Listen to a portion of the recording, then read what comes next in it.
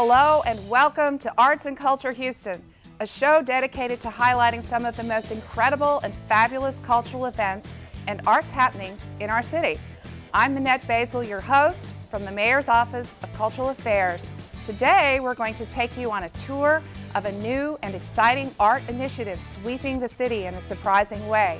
We will meet the newest poet laureate for our city, and we will get up close and personal with an amazing civic art installation.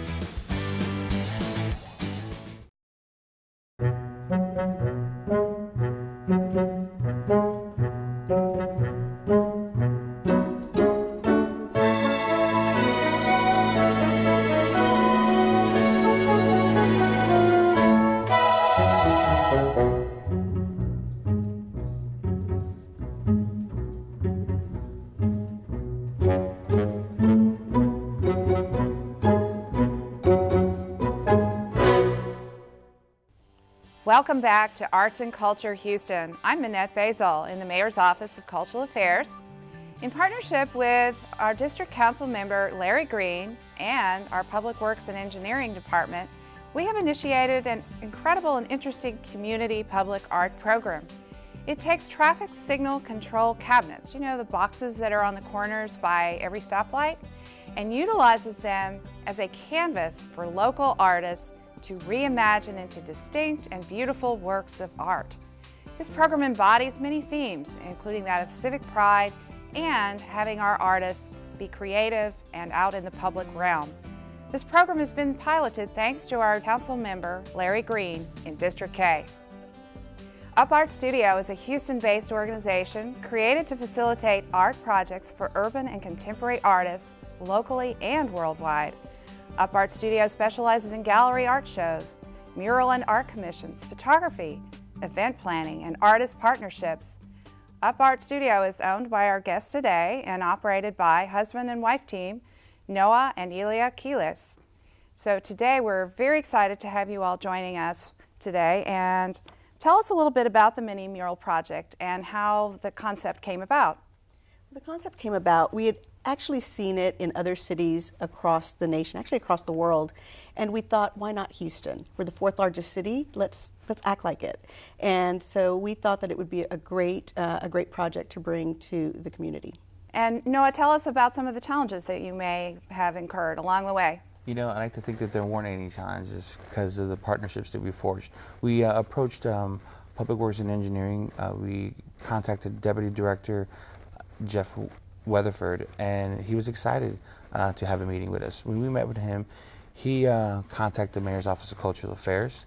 The Mayor's Office of Cultural Affairs contacted HAA.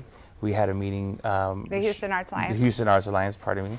And I think that there weren't any challenges because the partnerships that we had right off the bat were perfect, and everything was streamlined from there. Because again, this project was created to help Instill civic pride through civic art. And what has been the reaction by the public to your wonderful creations? The reaction has been really positive. It has just been overwhelming, not just the media, but the public. A lot of the artists have said that as they were painting, a lot of the community members would come up to them and show their appreciation for the art that's being created, and the response has just been wonderful. Right. We created a website, minimurals.org, specifically for this project. It was part of our technology package. And through that, there's a map that people could go through. And so what we're getting is we're getting emails and requests for individuals and nominations for local artists in their district, outside of District K, to paint their boxes. And I've also heard the rumor of people calling 311. Yeah, I got a 311 call in my office about a specific cabinet. Mm-hmm. Right. So again, I think we're the overall mission to help instill civic pride through civic art is easy. You know, we're help celebrating our great city's diversity. Well, and also our artists. What a fabulous city we have for our artists. And joining us also is Shelby Nicole, who is one of the incredible artists that worked on several of the cabinets. Tell us about the cabinets that you did. So mine are the bright, abstract looking. They're yellow, green, blue, red. They're very bold. They're very much my traditional like look. And what I wanted to do with these was just create something that, you know, made people smile when they drove by and made them happy and proud about the art in their community. And like to touch on what they were talking about, I've received so many emails as well from people that were just really excited about the project and having a good time going around and finding the mini murals. It's more or less like a treasure hunt to them. So it's gotten the community involved and active in the art scene, and it's been great for the artists as well. Yeah, and what about your fellow artists? How has their participation and their reaction? I mean, it's given all of the artists a voice, and it's been somewhat challenging to paint on such an odd canvas. But really the only challenge working with that I had was the weather. We had so much rain during June, and that was challenging. But I mean, the partnerships that Noah and Elliot like formed with everyone to make this happen has made everything go so smoothly. Well, that's such a wonderful way to promote our incredible artistic talent throughout our city.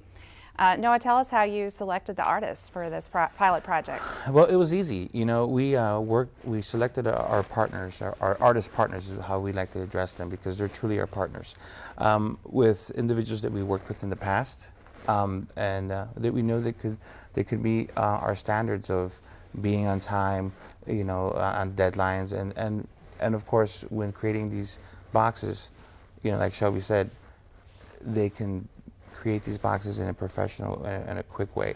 You know, I believe it was Shelby's first time painting outside her studio space, you know, in a public area.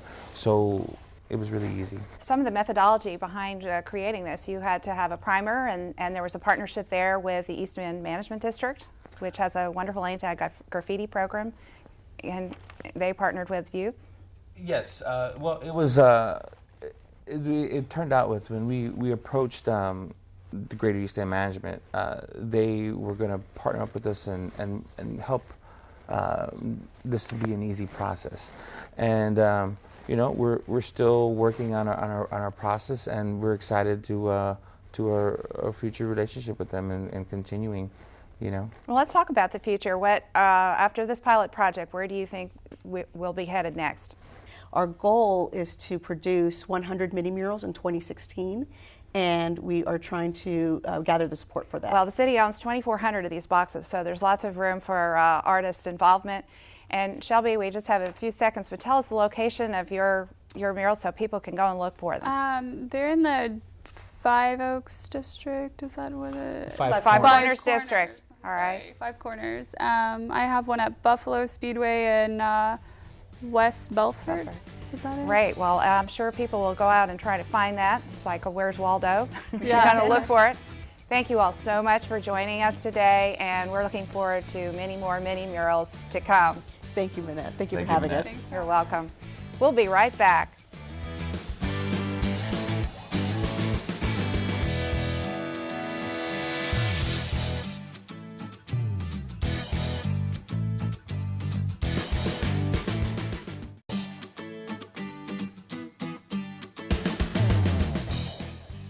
Welcome back.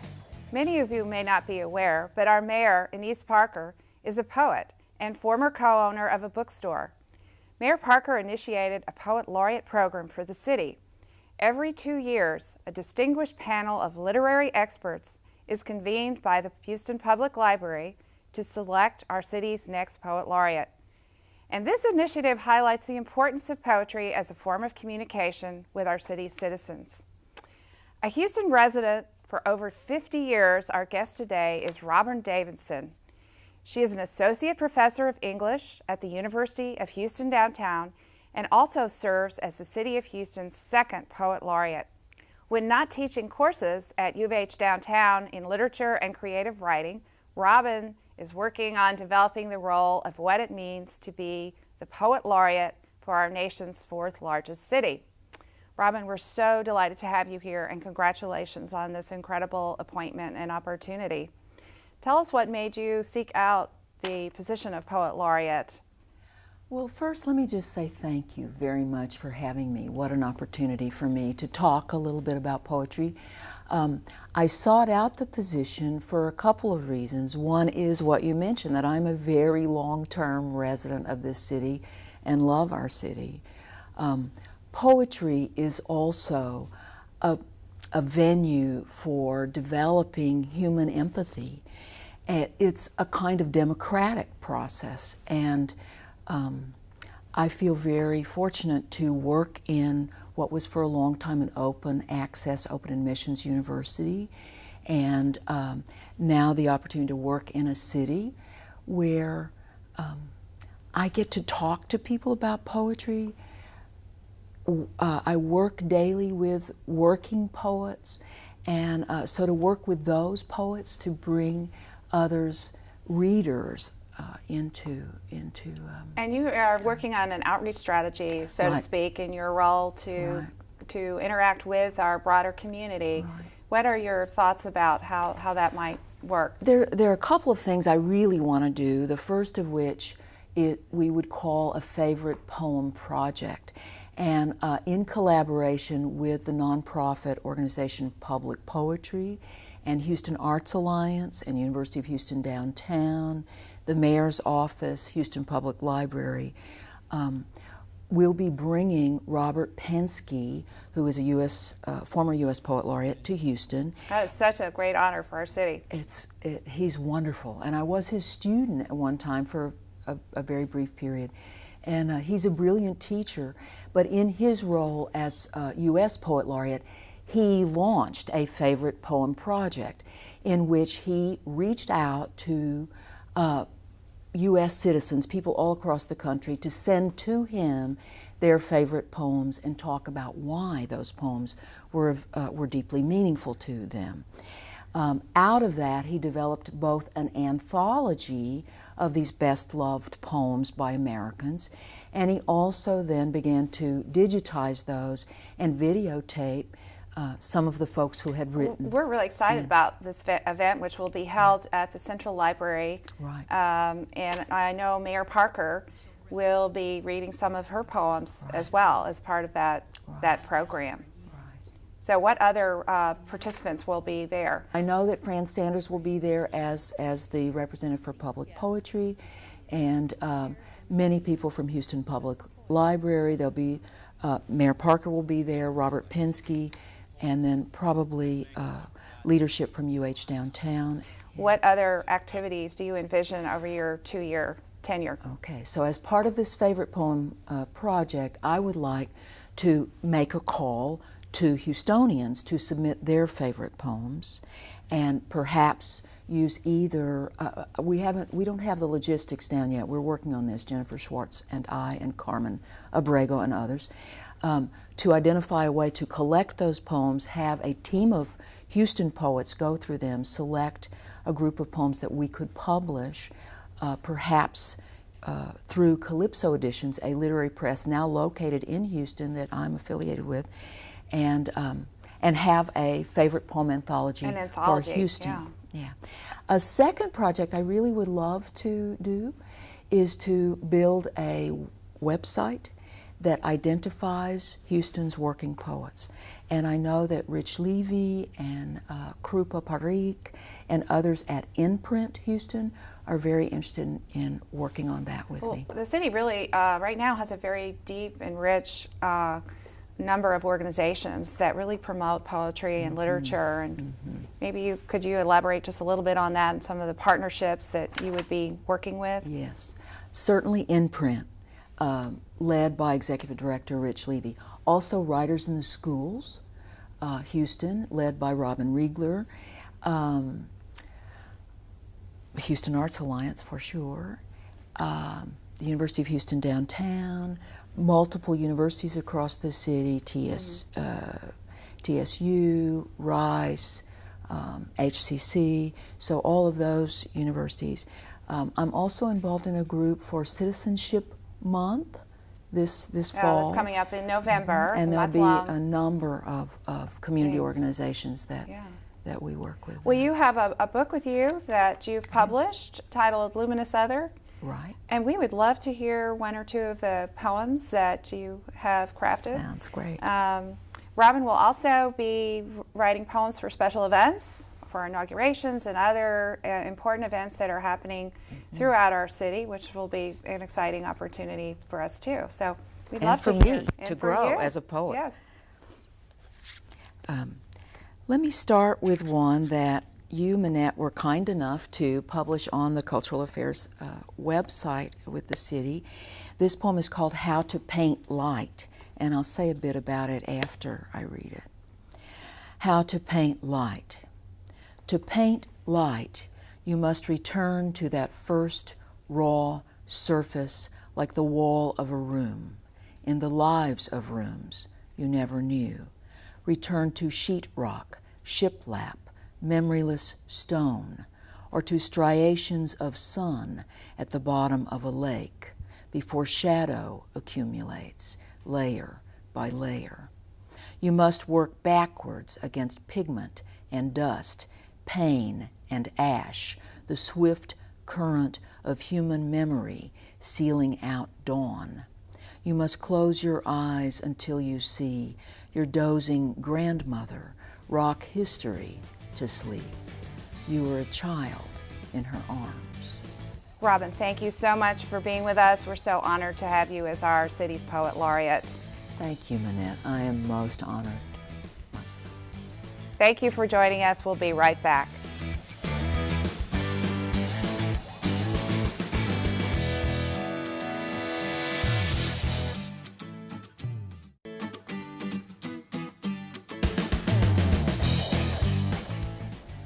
Welcome back to Arts and Culture Houston. Houston is incredibly blessed to have such a wide range of talented, accomplished artists. Today, we are with one of those amazing artists, Tara Conley. We're at the South Gessner Police Station, which is a brand new police facility. As part of the construction, 3 artworks were commissioned for Tara to be placed in this beautiful facility. Tara, tell us about the specific one in the entranceway. Sure. Thank you for having me. I was really pleased to get the commission to work with the police station, and one of the really important things about doing a piece for the lobby was that it be something that identified with the community as well as the officers that they would be working with, and then also something that was out of the way but seeable. So I chose to work up above the entranceway and to use steel and stainless steel. And in choosing a design, I worked on the idea of an abstracted honeycomb. So the idea that in a honeycomb design, bees work together, and in the same way, the community and police work together. But in the case of the police and the people in the community, it's a more complicated relationship. So my design is more of a puzzle, a little more of a puzzle. And I chose the different colors of glass to represent the different enclaves in this community. There are Hasidic Jews in this community.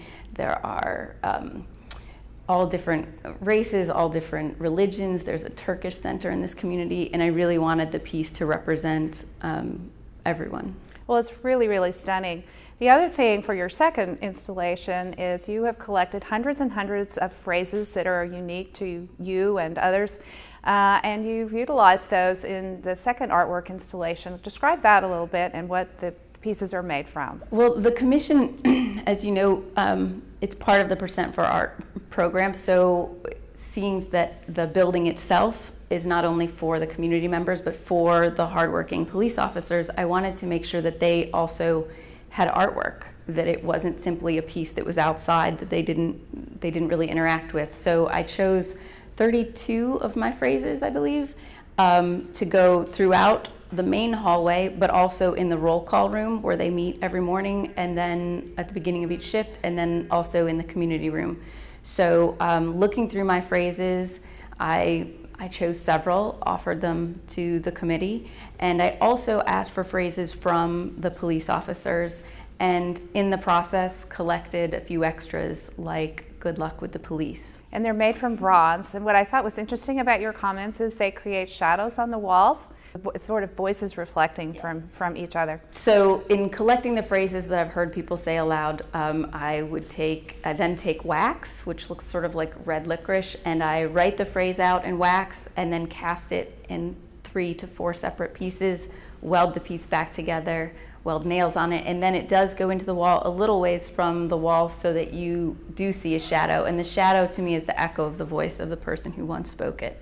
So good luck with the police was something lots of my friends would say when I would go to have a meeting towards my project, and I thought that was comical because that's often maybe what people are saying when they're going to the police. Yes.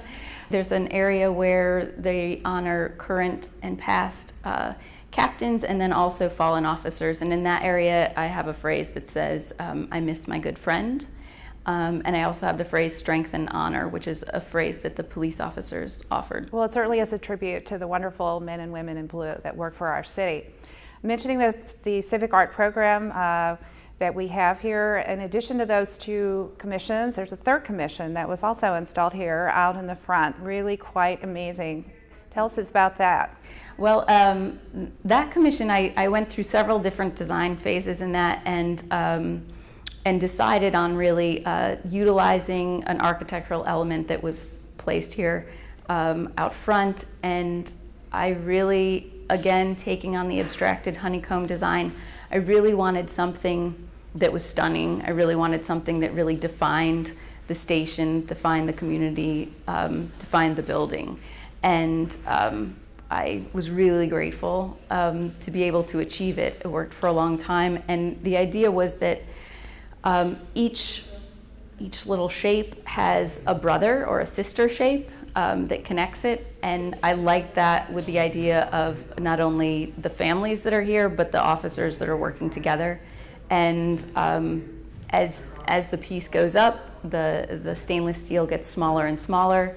As it's lower, it's sort of more of a foundation, more strength there. And one thing that I think is really strong about it is that you can see through it. Like, it's really strong and it's 18 feet high, but there's clarity. And I think that's something that we all seek within ourselves and within our community. How does it resonate, do you think, all of these beautiful artworks with the general public? Well, I think for sure it's created a dialogue, which again leads to connectedness between people. I've spoken with some officers who were with me the whole time, and then other officers that didn't know anything about it came to work one day and sort of looked around at the phrases like, what are these? And creating that dialogue and making people wonder, making them ask questions, making them think about what they've read, think about what's around them, that makes a difference and it enriches their life. Tara, we thank you so much for being with us today. It's interesting that our Percent for Art program has really created so many beautiful artworks around the city. We'll be talking on future shows about many other artworks. I hope you'll be another person that is commissioned to do future artworks with us. The city partners with the Houston Arts Alliance, as you know, on these wonderful projects and each separate department. So thank you for being with us. Thank you. It makes the world a better place. It does. You've made the world a better place. Here's what some of our civic leaders have to say about these fabulous artworks. I'm pleased the Houston Arts Alliance selected the South Gessner HPD substation for this creative and beautiful artwork. Conley's artwork symbolically reflects the dedication of the officers housed at the substation. Her artwork, which includes the outdoor sculpture that greets everyone passing the station, and the second sculpture composed of steel and colored glass inside the lobby, help welcome the community to a place we hope is seen as welcoming and an inviting place. The additional 33 sculptured bronze phrases hanging throughout the walls of this substation will remind the HPD officers of the greater purpose they serve as community police officers. We'll be right back with Arts and Culture Houston. Stay tuned.